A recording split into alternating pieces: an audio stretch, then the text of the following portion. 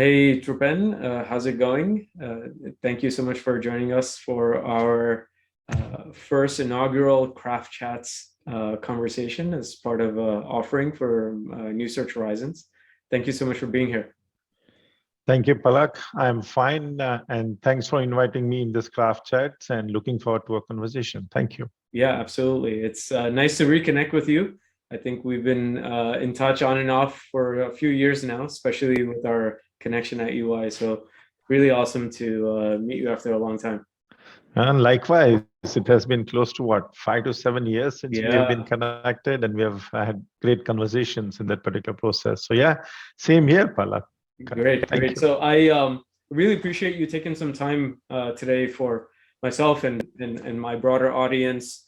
I'm very fascinated with health tech and the leaps and bounds that are happening in the space over these years, and most especially in these last 2 years, where it feels like like a giant size, what do you call it, leaps happening on so many dimensions and so many arenas of health tech. Obviously, we're not going to be able to cover it all, but I thought it'd be a good opportunity to pick your brain a little bit, and understand what's happening. So before we do that, could you just give us a quick introduction to yourself, your background, and any other interesting tidbits? Sounds good. Thank you, Palak. So my name is Trupen Modi. I'm part of Microsoft's health and life science practice, and I focus on innovation and digital transformation for some of the top clients from Microsoft in the space of provider, pharma, academic medical centers, and the retail health perspective. And typically the audience that we work with is the C-level folks on the business side as well as on the IT side. And we leverage a lot of methodologies to help our customer, but it's primarily driven by McKinsey's 3 horizon model and lighting up those digital transformation opportunities for them. Great, great. How long have you been in the health tech or healthcare landscape? Within Microsoft, I have been in the healthcare space for about 6 years. And before that, roughly around 5 to 7 years out of my total 25 years of experience. And a little bit of background. Also, I used to work in the initial part of my career in TCS for about 7 to 8 years, Deloitte for about 8 years, and EY almost up to 3 years altogether. So total experience of 25 years, of which I would say roughly around 10 plus years in the healthcare space. That's an amazing pedigree and a pretty phenomenal growth path you've been on. So let's dive right into it, Trupen, if you don't mind. Sure. The one thing in your introduction that resonated with me is you interface with a lot of senior leadership at clients. What do you see the role of technology leaders in the healthcare landscape moving forward? Fantastic question, Palak. So if you look at the healthcare space altogether, especially during the COVID crisis, the realization was that the technology needs to be at the forefront in the healthcare space altogether. So what I mean by saying this stuff is that the fact that the patients needed care, the fact that the hospital needed patients, for example, the fact that the vaccine needed people for clinical trials altogether. And the only means to being able to successfully do that was the technology altogether. So keeping that thing in perspective, that technology is essential for healthcare space, right?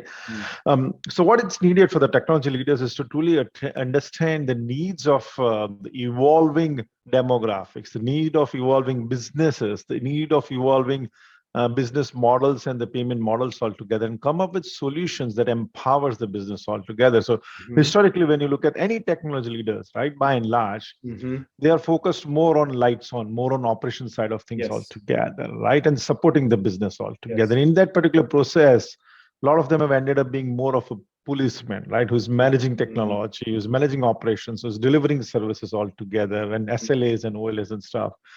Reality is that the transformation that is required, that mindset needs to be changed. It needs to be more focused on growth mindset, adopting new technologies, taking risks, taking innovations, right? And actually enabling and empowering the businesses who really needs this rapidly out of the door altogether. So my ask is the technology leaders needs to be much more innovative and much more adaptive and have a growth mindset moving forward. how does that happen? If you've been a lights on leader for so long, we were talking about leaps and bounds. How do these individuals make those leaps and bounds when you've done things for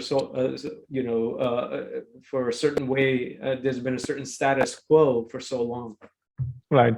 And that is part of one of the biggest problems that we have in the technology leadership perspective, right? Because you are so focused heads down into Yeah. operation and lights up that you really don't have your own time to innovate stuff, right? So let's start with that altogether, right? I think what has happened over a period of time that those business leaders, for example, truly transformative leaders, whether it be IT side or whether on the business side, they really bring wealth of knowledge in terms of what's going outside in the industry, what trends are there. And Okay. unfortunately, what we see the tech leaders are focused on primarily on the lights on stuff. I think it's the time to really carve out space and time for yourself and your team members to really spend 20 to 25%, if not more, on really learning what's going outside, what are the evolving trends and capabilities, and actually create motivations for them to actually do that, right? Whether it be by recognition, whether it be by rewards, for example, or whether in providing them a platform to really shine in front of the business and the others.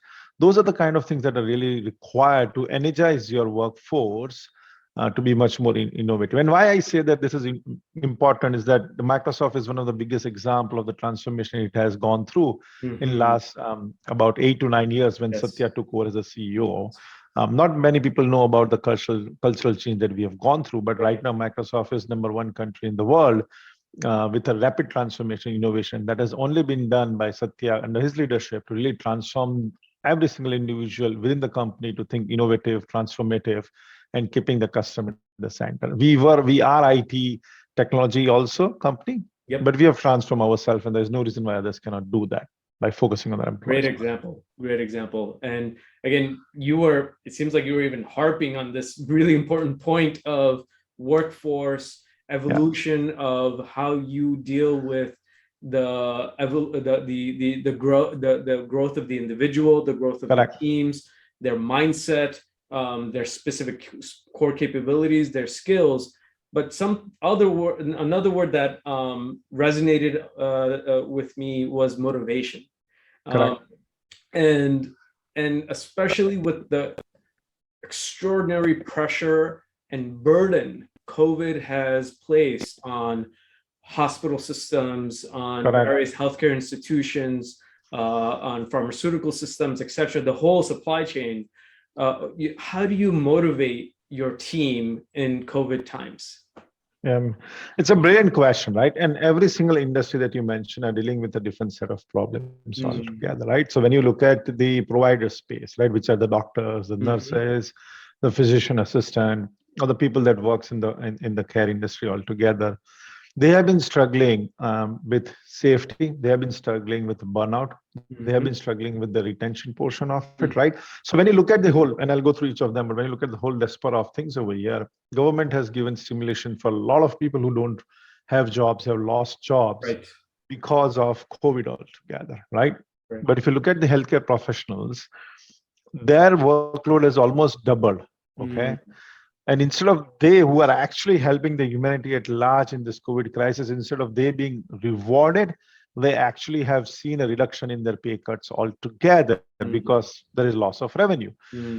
That's a big dilemma that you see in the healthcare space perspective, right? So for purely from the provider perspective, it is necessary to make sure your employees don't get burnt out, provide them better ways to work in terms of productivity perspective, make sure that they can really leverage the technology of today to do like virtual care kind of stuff, being able to update the charts remotely, for example, being able to meet the patients in a different environment altogether, and make sure they are taken care of in terms of job, in terms of pay scales, in terms of creating this environment of being comfortable altogether. Now, when I take it further to, let's say, IT, and we cannot cover all of the industries. When you look at the IT perspective, the biggest challenge they have had is around connectivity. Because almost everybody is working from home. They feel lonely, for example. They feel lack of connection. They feel lack of inclusiveness. They feel lack of recognition for the leadership altogether, right? And there are some good parts of that has come out of it also, but those are some of the negative aspects of it. So it's very critical to understand that the old model of coming into the office all the time is not going to happen. It's going to be truly hybrid. working home and working in the office. So to provide flexible work hours, provide flexible work locations, create those environments that you can virtually meet with your team members and others, right? Virtually or hybrid, whether it be through 3D technologies or whether it be setting up, happy hours virtually, for example. Right. Make sure they're rewarded, recognized, and provide them flexibility in their job itself. Because historically, 2 years ago, to get promotions within the organization, growth within the organization was very tough. It was easier to find job outside of inside, right? And as a result of which, if you look at the statistics, more than 64% of the people within IT organization wants to get another job out of COVID, right? So it's very, very essential to recognize your own talent and provide opportunities to grow them instead of saying that prove that you can grow. So that mindset needs to change also. And it's a long answer. I typically don't like to give long answers, but those were some of the. I'm trying to play catch up with you because you're answering the question I have next before I even ask it. So my next question was going to be, what do you think is missing in healthcare leadership today? I think a big answer, which you kind of address, is this connectivity problem. That's a big gap, and the different things they can do. Is there anything else you think healthcare leadership, or specifically technology leaders, can do to resolve or minimize some of these deltas? So there are multiple. The technology needs for, let's say, the provider space is different from the pharma space, right? Yes. Different from the retail health space altogether, right? So each of them has a different need, right? Bottom line is what is required from the IT leadership at large is to be the part of the innovation team along with the business to identify new models of care. Okay. I'm specifically using those terminology, new models of research and innovation, new models of drug discovery, new models of clinical trials, for example, right? New models of in-home care, for example, new models of delivery of pharma medication, for example, right? Because when you look at the entire mankind being locked in the doors, these are real day-to-day problems. So when the IT leadership really starts thinking from the perspective of those business problems and business solutions, at least of today, and how we can work together to resolve them, they itself will become part of that particular cycle that will work in partnership of business to deliver these capabilities rapidly altogether. Rather than waiting to build the solutions on what the business wants, turn it around, be part of the success team basically to deliver those solutions, right? So that would be my recommendation. It's not an easy stuff, okay? Because you still have to keep your lights on, but it truly requires a leadership mindset change and approach how we want to work with the business here. That's a very great perspective, Trupen. It got me thinking as you were focusing on the theme of growth and innovation. And when I personally think of innovation, my mind gravitates towards the world of startups, to be honest with you, right? I think a lot of people tend to think like that. Innovation will only come from those, from the dudes and dudettes in the garages and, tinkering and thinking outside the enterprise box. So, and especially, and it's hard to argue that when you see the kind of record-breaking venture capital that's finding its way into the health tech landscape and health tech landscape in the last 2 years. There's been more venture fund, and the numbers are beyond me at the moment, but it's been record-breaking numbers in venture capital in these startup domains. And obviously there's golden opportunities for organizations and technology leaders to partner with these startups. Do you agree with that? Do you think that's the best way to elevate the innovative mindset and approach of established healthcare organizations, or are there nuggets or opportunities that are being missed or lost within healthcare organizations that are not being, or opportunities that are not being fully taken advantage of? All of what you said and more. Okay. So let me give you a classic example to put things in perspective, right? The famous battle between Blockbuster and Netflix, for example. Okay. The famous case for the Kodak, for example, right?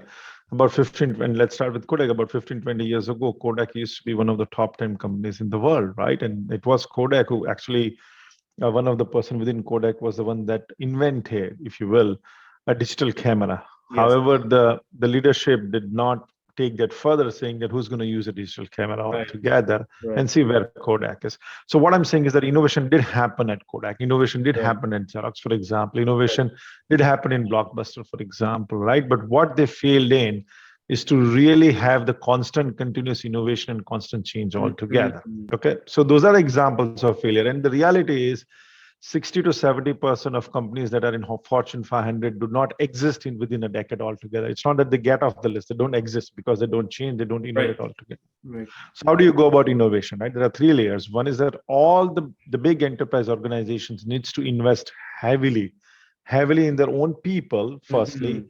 and innovation altogether. Number one, else they will not, sustain. Maybe Right. they survive, but they will not sustain. Number one. Right. Secondly, it is absolutely essential to invest on the startups in the healthcare space altogether. The reason being is that the startup companies, they come in with truly adventurous, innovative idea, Mm. and they are way more nimble because they are not bound by the corporate structure and Yes. bureaucracy and Yes. politics altogether. Yes. So they are very critical for the success of the healthcare industry. And third is combination of bringing them together. Right. And you're already seeing this trend that corporate organizations, large organizations are doing acquisitions of startups. They have Yes. partner programs to bring them on Yes. board. But it is critical for this enterprise organization to create a partner ISV Yes. ecosystem to Yes. accelerate innovation altogether. Those are the three ways I think that, and there are many more too, but those are the Yes. primary three modes of innovation that I see. That's a phenomenal summary. So basically, create innovation hubs within the corporation. Correct. So, like for instance, Mercedes-Benz has an innovation lab here in Atlanta, Correct. something like that. Correct. Then also fund these startups and build strategic partnerships with them. And Correct. then finally, find ways to combine all of it together in some kind of unified front to challenge to deal with the challenge of tomorrow. So Correct. it makes a lot of sense. Right. And it should result into two things: build an innovation culture in your organization. Mm-hmm. Okay, which should result into continuous innovation. You don't want to afford stale, right? Meaning you Yes. develop one product and stick on it, Yes. ain't gonna cut it, right? Yes. Yes. Great. Great.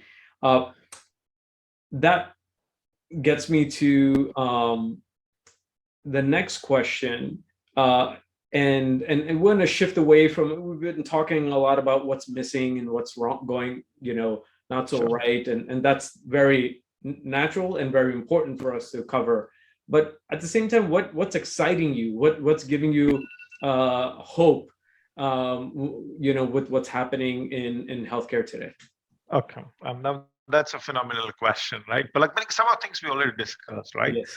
Like huge amount of startups and all of those coming out of it. So let's talk about the COVID-19 on top of it, right? Mm-hmm. There are a few things COVID-19 has highlighted as a problem statement, which has generated a lot of opportunity, that mankind is not ready for pandemic management. Okay? Right. Mankind is not owning their own health altogether, at least in the United States, if you right. Okay.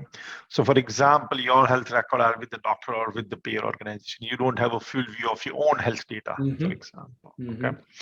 And then a classic example also is that if you go to a park and offer a free organic salad versus $5 for a Five Guys burger, which one do you think is going to go away more? The Five Guys burger, right? Because there is lack of education. And the most important thing, at least in US, is around the health equity. There is an increased recognition of health equity. So what has all these problems really highlighted? Newer solutions, newer care models, democratization of healthcare, personalization of healthcare, and new ways to deliver care, or rather to say new ways to receive care by the patients altogether. So what I mean by saying this stuff is that the acceptance of technology has really, really accelerated, and healthcare itself is just on a verge of a massive disruption altogether. Okay. For example, it's a matter of time before, Palak, when you're traveling outside of Atlanta to, let's say, Florida in Disneyland, or whether you're going to India on a vacation, right?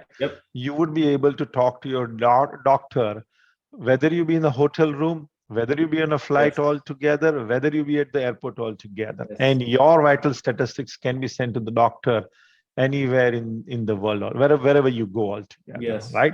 So those kind of stuff are already happening as we as time progresses here.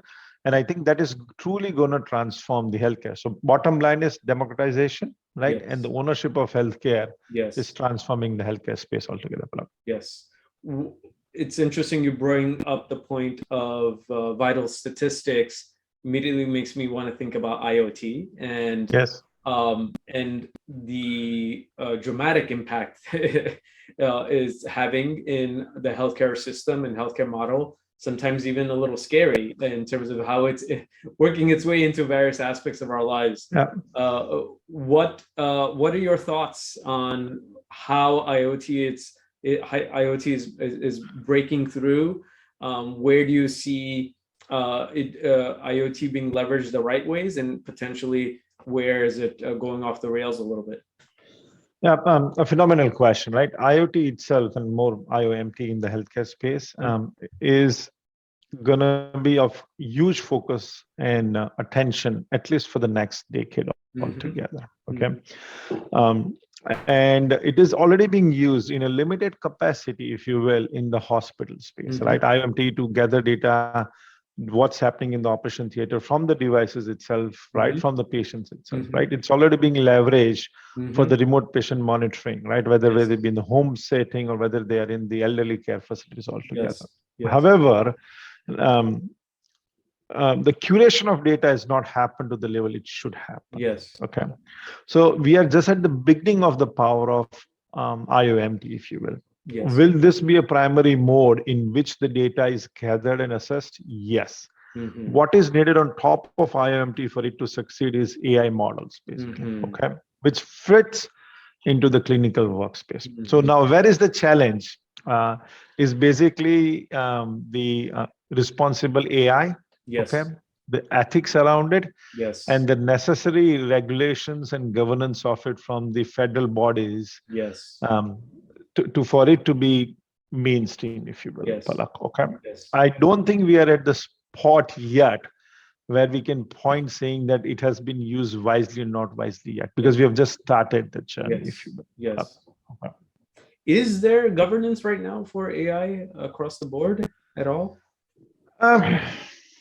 There are bodies forming. Okay, like Microsoft itself has their own ethical AI, responsible AI bodies. And we do make sure, and we define principles. So we do make sure that anything that we do in AI meets this. In terms of overall bodies, there are consortiums, if you will, but there is no authoritative body to say this is what they approve and this is not what they don't approve, if you will, right? Like in UK, NHS has started to look at it. FDA also looks at it up to a certain extent, if you will, but it has a long way to go, Palak. Yes. I think this topic itself on ethics of AI, data privacy, and patient rights, and all these things is probably an entirely different interview discussion you and I can have. It's a fascinating topic for me personally. So yes, in terms of the patient's rights, patient's data security, and all of this stuff is well established. Yes. Okay. It does need to modernize and evolve, especially with the new settings of virtual care and the new modes of care altogether. But especially around ethical AI and AI, responsible AI, we are just at the beginning of that particular journey, if you will, right? So lots to do. Burgeoning fields for sure. Yes, absolutely. I think you wrote, if I'm not mistaken, a white paper on a topic that was really fascinating to me, and would really like you to unpack it for us as we're talking. It seems like you have a lot of bent towards patient care and so it'd be great to get your point of view on this topic that you wrote about on proactive wellness. What's that all about? So I wrote that article about 4 or 5 years ago, and it's so relevant today, right? So what it talks about is that if you look at a little bit of problem statement, then I'll go into what actually proactive wellness is really, right? So if you look at the United States, for example, right? we have huge population with diabetes, blood pressure, and Yes, some of the chronic illnesses, which again results into much more complex health-related issues down the line altogether. absolutely. Okay, so we spend about annually $3+ trillion on healthcare. 70 to 80% of that money, the root cause of those particular expenses are the illnesses that grow or come out of the chronic illnesses altogether. And the amount of Wow. money the world invests for the management of chronic illness, if you will, is less than 1%. Wow. Okay, so just imagine the amount of money we spend on the chronic management is around 1%, but it takes up 70 to 80% My of goodness. the financial money That's we a spend. huge delta. Huge delta, number one. Second is that when you look at where United States stands in the healthcare space altogether. So Yes. if you look at, there was an assessment done by Bloomberg, I believe back in 2017 or 2018, if you will. And in terms of the most efficient healthcare systems, we were rated 55. Okay. Wow. And the top 4 or 5 are countries like Switzerland, Yes. Singapore, Italy, and some of them, if you will. Now, if you compare the per capita expenditure, our capita expenditure in 2018-19 was about $9,000. Now, right now, it's around $11,000-12,000, right? Wow. Versus those by Singapore and Switzerland and Italy is around $3,000. Oh my goodness. It's You see the 4x. difference? Yeah, 4x. So they are spending only $3,000 per capita on healthcare, and they're among the top most efficient healthcare systems, right? And we are 55. Now, also look at this way. In terms of the most healthiest people in the world, back in 2018-19, we were rated number 34. Okay, so when we say healthy, there are different definitions of it. Yes. The one we are talking about is that how long are you healthy without any medications, for example? Interesting. Okay, meaning you can take medication, live to 90 years, but that doesn't Yes. make you healthy altogether, Yes. right? Again, the top countries that come in this particular space are Italy, Switzerland, Singapore, France, up to a certain extent, Interesting right? coincidence. Exactly. Now, you got it. So why is it that stuff, right? The fundamental reason when I did the research around that stuff is they really live a healthy lifestyle. And what does healthy lifestyle mean? It's good food, like home cooked food or healthy Yes. diet, for example, not Five Guys burgers. Nothing against Five Guys burgers, thank you. And sorry about that, but nothing against that fatty food altogether, Yes. right? Second stuff is they take a lot of vacations. Yes. They spend a lot of time with family, aka mental health issues, resulting into stress and chronic illnesses, Yes. right? Then they also spend a lot of time with friends and family. Like in US, we tend to be more lonely. We stay in the house ourselves a lot, right? Versus if you go to Europe, in the evening, they're always outside, meeting Yes. friends, families, sports, and all of that Yes. stuff, right?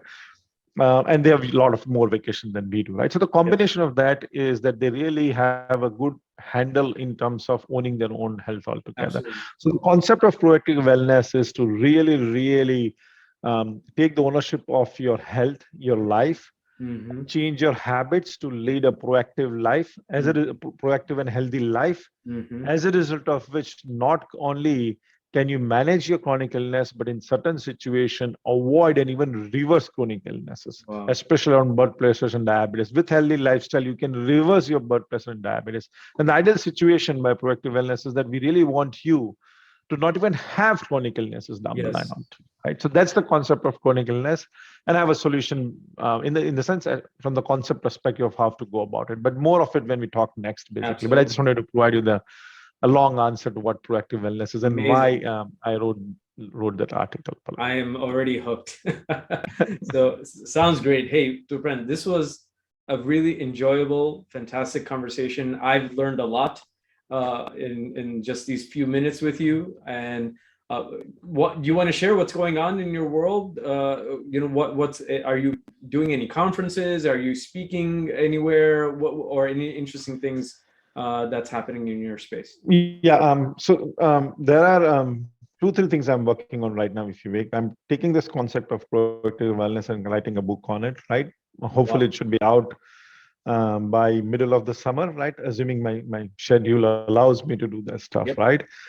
Secondly, I'm speaking, I don't remember the name of conferences, but I'm speaking in 2-4 conferences around health equity. I'm speaking on 2-3 conferences about the role of technology in the healthcare perspective, right? As well as I'm part of some of the panel discussions and being a judge in a lot of startup companies altogether.